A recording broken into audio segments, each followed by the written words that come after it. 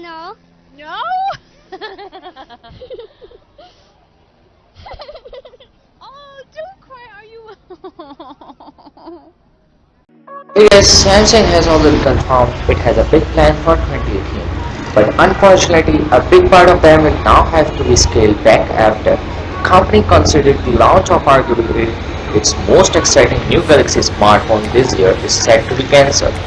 Reported by the Korea Herald, Samsung Mobile chief DJ Go has admitted big plans to release a radical folding Galaxy S smartphone have been hitting by problems, and when asked if a 2018 release was still possible, he admitted it is difficult to talk about the date of the launch now.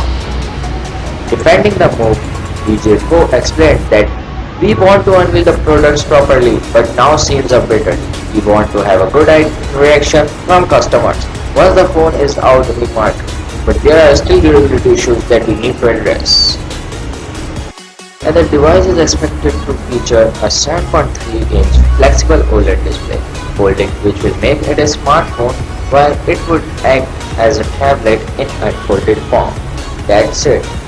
So if you guys enjoyed this video, then thumbs up and don't forget to subscribe my channel for daily tech videos. And yeah, see you soon.